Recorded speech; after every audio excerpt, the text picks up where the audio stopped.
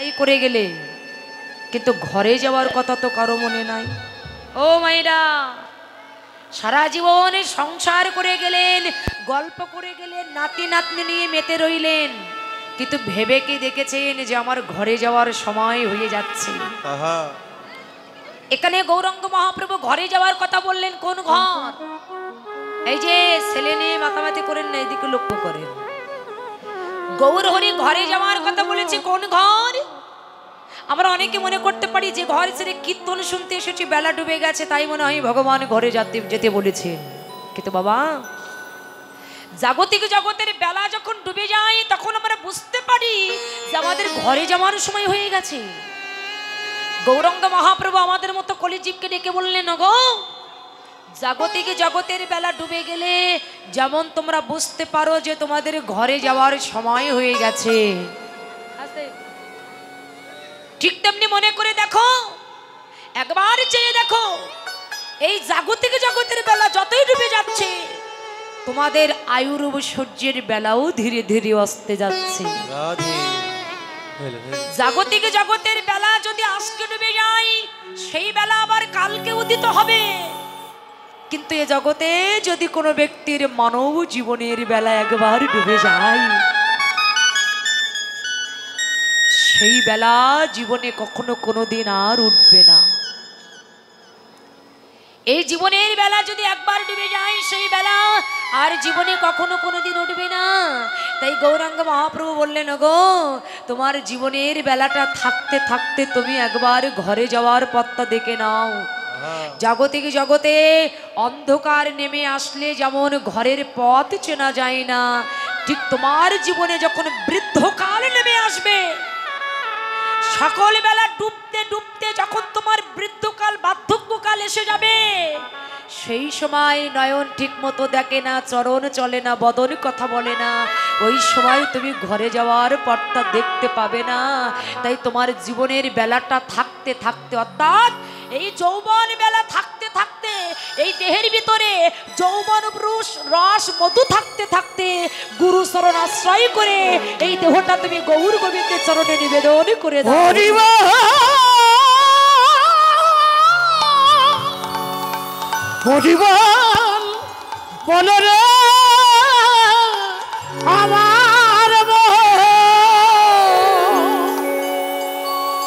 তোমার এই জীবনে বল শক্তি থাকতে থাকতে তোমার দেহটা গৌর গোবিন্দের চরণে অর্পণ করে দাও। কেন জানো? এই মনুষ্যকুলে জন্ম পেয়ে যদি তুমি এই দেহ গোবিন্দের চরণের সেবায় না লাগাতে পারলে, গুরু সেবায় যদি না লাগলো, তবে তোমার এই মানব জীবনের কোনো মূল্য নাই। হতে পারো তুমি কোটি কোটি টাকার মালিক, তোমার গাড়ি বাড়ি ব্যাংক ব্যালেন্স কোনো দিক তো অভাব নয়, বলেন ওগুলো আসলে তোমার কিছু নয়। এ জগতে যদি কোনো ব্যক্তির ভিতরে এই চেতনার শক্তি জাগ্রত থাকে যে আমি জন্ম যখন নিয়েছি এই সুন্দর পৃথিবীর মায়া পরিত্যাগ করে একদিন আমাকে চলে যেতে হবে, আজকে নয় কালকে একদিন আমাকে যেতেই হবে, এই চেতনার শক্তি যার ভিতরে আছে, সে প্রত্যেকটা জীবকে ঈশ্বর জ্ঞানে দর্শন করবে। আমাদের জীবনের বেলা ডুবে যাচ্ছে, সেদিকে আমাদের লক্ষ্য নাই। জানেন, জমিদার লালাবাবু যখন জমিদার প্রদক্ষিণ করছিলেন, এই বাচ্চা বসো, বাচ্চাদেরকে শান্ত করুন। জমিদার লালাবাবু যখন জমিদার প্রদক্ষিণ করছিলেন, হঠাৎ জমিদারি প্রদক্ষিণ করতে করতে এক ধোপার মেয়ে তার বাবাকে ডেকে বলছে, বাবা বাবা বেলা যে ডুবে যায়, বাসনা গাদায় আগুন দেবে না? কথাটা মন দিয়ে শুনবেন, মন দিয়ে। বেলা ডুবে যায়, বাসনা গাদায় আগুন দেবে না? আর মায়েদের বলছে আপনাদের বাচ্চাদের শান্ত করবেন। কেন? এই জন্য কীর্তন আসলে সামনে বসতে গেলে ভক্তের প্রয়োজন হয়, সামনে সবাই বসতে পারে না। রাধে রাধে। যাদের বদন দেখে আমি কীর্তনটা বলবো, সেই বদনটা তো আগে ভালো হতে হবে। তাই জমিদার লালাবাবু যখন জমিদারে প্রদক্ষিণ করছেন, হঠাৎ জমিদারি প্রদক্ষিণ করতে করতে এক ধোপার মেয়ে তার বাবাকে ডেকে বলছে, বাবা বেলা ডুবে যায়, বাবা বাসনা গাদায় আগুন দেবে না? বাসনা মানে কলা গাছ শুকালে অনেক অঞ্চলে অনেক জায়গায় বলে বাসনা, আর ওই বাসনা পুরালে হয় ছাই, আর ওই ছাইয়ের এক নাম খার, আর ওই খার দিয়ে কাপড় চোপড় পরিষ্কার করতেন তখনকার আমলে। এখন তো কত রকম কত সিস্টেম বেরিয়ে হয়েছে, তখন আর এগুলো ছিল না। তোরা ধোপার মেয়ে কাপড় পরিষ্কার করবে, তাই বেলা ডুবে যাচ্ছে, তাই বাবাকে ডেকে বলছে, বাবা বেলা ডুবে যায়, বাসনা গাদায় আগুন দেবে না? জমিদার লালা বাবু বেহারাদের কাছে জিজ্ঞাসা করলেন, এই ওই মেয়েটি কি বললো রে? বললেন, বাবু ওই মেয়েটি ধোপার মেয়ে, তো ওদের কাপড় চোপড় কাঁচা কাজ, তাই বেলা ডুবে যাচ্ছে, তাই ওর বাবাকে বলছে, বাবা বেলা ডুবে যায়, বাসনা গাদায় আগুন দেবে না?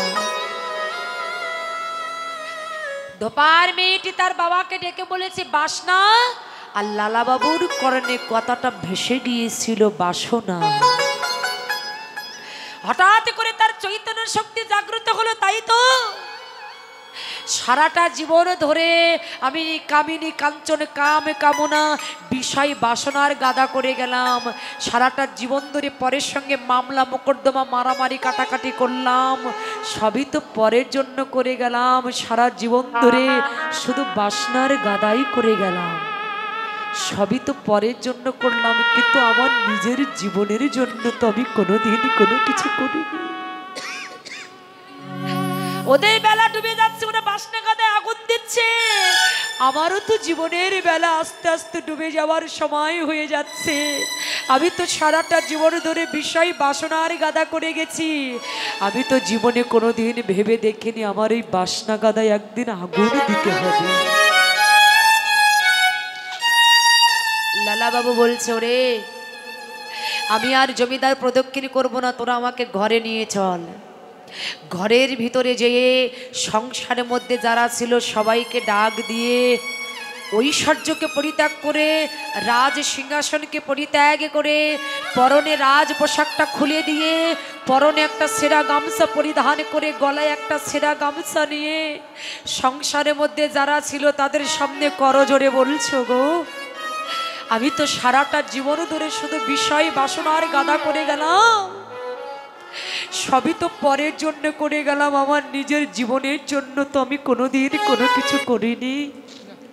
আজকে আমার বলতে যা কিছু আছে আমি সবই কিছু তোমাদেরকে দিয়ে আমি চলে যাচ্ছি। আমি এই মায়ার সংসারে আর থাকতে চাই না, আমি চলে যাচ্ছি সেই গৌর গোবিন্দের ভজনের পথে, আমি তো চলে যাচ্ছি, তোমরা পারলে আমার জন্য একটু আশীর্বাদ করো, আমি যে গৌর গোবিন্দের ভজনের পথে চলেছি আমি যেন একদিন তার সান্নিধ্য লাভ করতে পারি।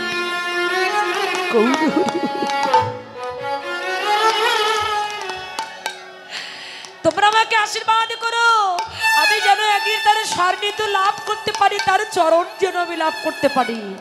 তাই সে জমিদার আজকে সবই কিছু ছেড়ে দিয়ে তিনি চিরজনমের মতো পথের ভিখারি হয়ে গেলেন, আর জগৎ জীবকে জানিয়ে দিলেন, জগৎ বিষয় থাকিতে কৃষ্ণ প্রেম নাই হয়, বিষয়ের দূরে কৃষ্ণ প্রেম জানিও নিশ্চয়।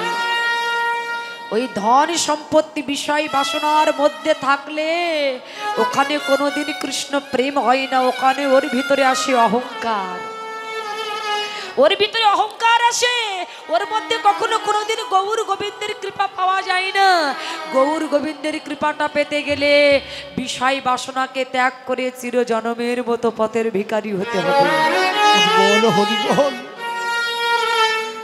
যিনি গৌরাঙ্গ মহাপ্রভু, আজকে তিনি তার সমস্ত সবই কিছুকে পরিত্যাগ করে, ঐশ্বর্যকে পরিত্যাগ করে তিনি চিরজনমের মতো পথের ভিখারি হয়ে গেলেন। কেন? জগৎকে জানিয়ে বললেন, আমার দিকে লক্ষ্য করো, আমি ভগবান, আমি সব কিছু ত্যাগ করে আমি পথের ভিখারি হয়েছি। কেন জানো? যদি তোমরা আমাকে পেতে চাও, আমি যেমন পথের ভিখারি হয়েছি, আমি যেমন পথের কাঙাল হয়েছি, তোমরা আমার মতো পথের কাঙাল হয়ে যাও। কেননা আমি তো ভগবান, আমি তো ভগবান, আমারও ইচ্ছা করে আমার ভক্তের চরণ দুটি আমি হৃদয় কমলে জড়িয়ে ধরি। তাই ভগবান আজকে ভক্তের চরণ অঙ্গে মাগবে বলে, চরণ ধুলি অঙ্গে মাগবে বলে ঐশ্বর্যকে পরিত্যাগ করে তিনি কাঙালের বেশ ধারণ করে আজকে পথে ভিখারি হলেন। আর জগৎকে জানিয়ে দিলেন, বেলা ডুবে যাচ্ছে, ঘরে যাবে না, ঘরে যদি যেতে চাও তাহলে তুমি সকাল সকাল সেজে নাও। সাজবার কথা বললেন। কোন সাজ? বলে জাগতিক জগতের সাজে সাজলে শুধু সাজা পেতে হবে, ওই সাজাই কখনো কোনোদিন আমার গৌর গোবিন্দের কৃপা লাভ করা যাবে না।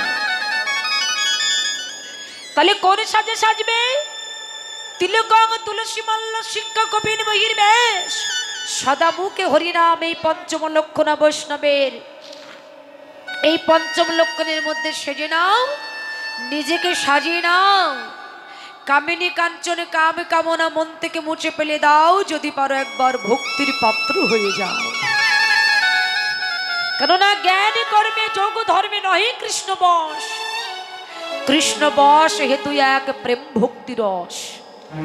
এ জগতে ভগবানকে পেতে গেলে আগে তাকে ভক্তির পাত্র হতে হবে। যার ভিতরে ভক্তি আছে তার কাছে আমার ভগবান আছে, আর যার কাছে ভক্তি নাই তার কাছে আমার ভগবান নয়। এই ভক্তিটা কেমন জিনিস জানেন বাবা? দুর্বাসা মুনি একদিন তার 60,000 শিষ্যকে নিয়ে দুর্যোধন রাজার ঘরে গিয়েছিলেন সেবা করবার জন্য। তাই দুর্যোধন রাজা ওই পঞ্চ পাণ্ডবদের বিপদে ফেলানোর জন্য দুর্বাসা মুনিকে ডেকে বললেন, দেখুন মুনিবার, আজকে দুপুরবেলা আপনারা আমার ঘরে নয়, এই পঞ্চ পাণ্ডবের ঘরে আপনারা আতিথ্য গ্রহণ করবেন। তাই দুর্বাসা মুনি তার 60,000 শিষ্যকে নিয়ে পঞ্চ পাণ্ডবের ঘরে গেলেন। কিন্তু সেই সময় দ্রৌপদী রান্না করে পঞ্চ পাণ্ডবকে সেবা দিয়ে অবশিষ্ট যে খাবারগুলো ছিল নিজে সেবা করেছে, তার হাঁড়িতে আর কোনো অন্ন নেই। ঠিক সেই সময় দুর্বাসা মুনি তার 60,000 শিষ্যকে নিয়ে দ্রৌপদীর সম্মুখে দাঁড়িয়ে বলছে, মা গো, আমার 60,000 শিষ্যকে নিয়ে আমি তোমার কাছে এসেছি, তোমার ঘরে আতিথ্য গ্রহণ করতে চাই, তুমি এক্ষুনি রান্না করো। সময় কতটুকু? গঙ্গায় স্নান করতে যাব, এই স্নান করে এসে আমার 60,000 শিষ্য তোমার ঘরে সেবা করবে, তুমি রান্না করো। 60,000 মানুষের রান্না করতে গেলে কত টাইম লাগতে পারে, কিন্তু সময় দিয়েছে, গঙ্গায় স্নান করবে, তার মধ্যে রান্না করতে হবে। দ্রৌপদী মনে মনে চিন্তা করলেন, এখন আমি কি করব, আমি কি রান্না করে দেব, আমার ঘরে তো কোনো কিছু নাই। আজকে আমার দ্বারে বৈষ্ণব এসেছে সেবা করবার জন্য, বৈষ্ণব আমার দ্বারে এসেছে সেবা করবার জন্য। আমি যা রান্না করেছিলাম পঞ্চ পাণ্ডবকে সেবা দিয়ে, অবশিষ্ট যা ছিল সেটা তো আমি গ্রহণ করেছি, কিন্তু আমি এদের সেবা দেব কি করে? কিন্তু জ্ঞানীজনের মুখে শুনেছি, এ জগতে কোনো বৈষ্ণব কারো বাড়ি এসে যদি অভুক্ত অবস্থায় চলে যায়, তবে সেই ব্যক্তিকে কোটি কোটি জন্মের নরকগামী হতে হয়। এ জগতে 64 প্রকারের অপরাধ আছে, তার মধ্যে 2টি অপরাধ হচ্ছে প্রধান। একটা হচ্ছে নাম অপরাধ, আর একটা হচ্ছে বৈষ্ণব অপরাধ। ভগবান বললেন, এ জগতে যদি কেউ আমার চরণে অপরাধ করে আমি তাকে ক্ষমা করে দেই, কিন্তু যদি কেউ আমার বৈষ্ণব চরণে অপরাধ করে, আমি সেই মূর্খের বদনে জীবনে কখনো কোনো দিনই দর্শন করি না। দ্রৌপদী নয়নের জলে কেঁদে বলছে, এখন আমি কি করব? অক্ষয় তৃতীয়ার দিনে স্বর্গের রাজা ইন্দ্র দ্রৌপদীকে একটা থালা দিয়েছিলেন, আর দ্রৌপদীকে বলেছিল যে, দ্রৌপদী, এই থালার কাছে তুমি যত মানুষের জন্য অন্ন ব্যঞ্জন চাইবে সব কিছু পাবে, শাক শুক্তা ভাজি রসা ডাল পায়েস যা কিছু চাইবে সব কিছু পাবে। কিন্তু তখন পাবে কখন না, তুমি সেবা করবার আগে চাইবে। যদি তোমার সেবা হয়ে যায়, সেই সময় যদি তুমি এই থালার কাছে কিছু চাও, তবে কিন্তু তুমি কোনো কিছু পাবে না। এখন এই থালার কাছেও চাইতে পারছে না, দ্রৌপদী তো সেবা হয়ে গেছে। দ্রৌপদী নয়নের জলে ভেসে কৃষ্ণকে ডেকে বলছে, কৃষ্ণ, আজকে তুমি আমার কোন পরীক্ষায় ফেললে? তুমি আমার কোন পরীক্ষায় ফেললে? আমি এই মনুষ্য কুলে জন্ম পেয়ে আমার এই দেহ যদি আমি বৈষ্ণবের চরণ সেবায় না লাগাতে পারলাম, আমার এই মানব জীবনের তো কোনো মূল্য না। দ্রৌপদী জগৎকে দেখিয়ে দিলেন, আমি যেমন বলছি তোমরা আমাকে দেখে কিছু শেখো। কোটি কোটি টাকা থাকলে, ঐশ্বর্য থাকলে, তোমার পারমার্থিক জগতের সম্পদ কি তৈরি করেছো? তুমি কোটি কোটি টাকার সম্পত্তি তৈরি করেছো জাগতিক জগতে, কিন্তু এটা তো তোমার আসল ঘর নয়, এটা তো তোমার ভাড়া করা ঘর। কিন্তু তুমি পারমার্থিক জগতের সম্পদ কি তৈরি করেছো। জগৎকে জানিয়ে দিলেন মনুষ্যকুলে জন্ম পেয়ে যদি বৈষ্ণব সেবায় তোমার দেহ না লাগলো, তবে তোমার যেমন আশা তোমার তেমনই যাওয়া। তাই দ্রৌপদী নয়নের জলে কেঁদে কেঁদে কৃষ্ণকে ডেকে বলছে, কৃষ্ণ আমি এই মনুষ্যকুলে জন্ম পেয়ে যদি বৈষ্ণবের সেবায় আমার এই দেহ না লাগাতে পারলাম, আমার এই মানব জীবনের তো কোনো মূল্য নাই। ওই ঘরের ভিতরে বসে নয়নের জল ছেড়ে দিয়ে কৃষ্ণকে ডাকতে লাগলেন, প্রাণ কৃষ্ণ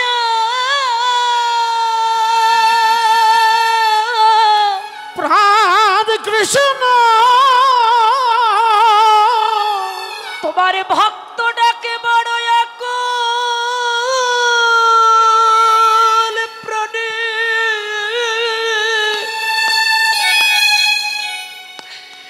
তুমি আমার একবার দেখা দাও, একবার দেখা দাও। এমন ভাবে কৃষ্ণ বলে ডেকেছে, ভগবান শ্রীকৃষ্ণের আসনটা টলে গেলেন। এমন আকুলতা বেকুলতা মন নিয়ে ভগবানকে ডেকেছে।